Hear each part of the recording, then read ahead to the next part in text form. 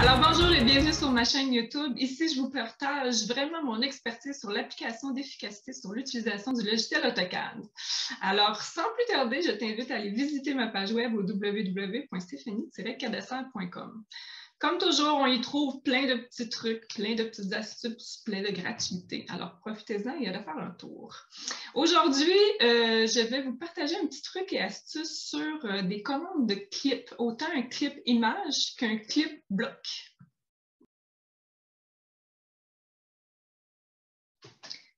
Donc, je vous parlais de clip, on a une image et un bloc. Simple de même.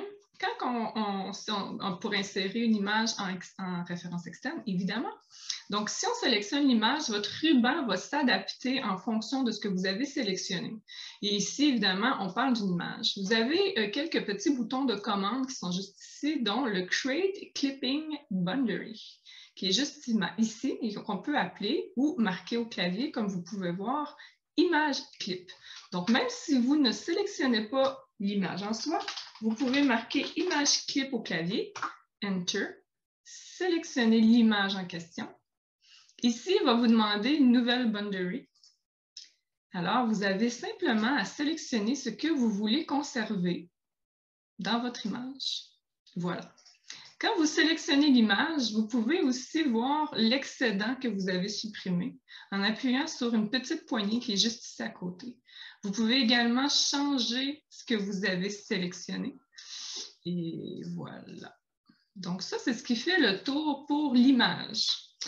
C'est à peu près le même principe au niveau du bloc, sauf que la commande au niveau du bloc est simplement clip. Clip, et là, automatiquement, il vous demande de sélectionner l'objet. Vous n'avez qu'à sélectionner l'objet. Encore une fois, vous faites une nouvelle boundary. Et là, il vous demande certaines petites choses. Moi, je fonctionne toujours avec le rectangulaire, mais vous pouvez aussi utiliser le polygonal, etc. Ou même encore avoir fait une polyligne préalablement sur votre section que vous avez besoin de conserver. Moi, je fonctionne souvent avec le rectangulaire.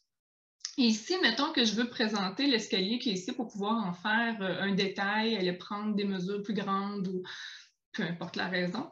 Vous sélectionnez ce que vous avez besoin. Et là, ça va isoler vraiment juste ce que vous avez dans le cadre du rectangle que vous avez créé. Encore une fois, vous avez la petite poignée qui est juste ici, que vous pouvez voir ce qui est à l'extérieur du clipage. Vous pouvez le refermer. Votre poignée de bloc reste toujours active pour pouvoir déplacer l'élément. Et encore une fois, vous pouvez agrandir l'espace dont vous avez besoin dans votre clip. Alors voilà pour les clips. Moi, personnellement, j'adore ça. J'aime vraiment, vraiment ça. Travailler avec des références externes et des blocs, c'est vraiment intéressant également. Au niveau des images, bien souvent, ça arrive, là, je vous avais présenté une image de certificat de localisation. On a souvent comme tout le cartouche dans le bas du certificat qui n'est pas utile. Donc, ça peut devenir très pratique. Alors, j'espère que vous avez apprécié cette courte capsule et on se dit à une prochaine.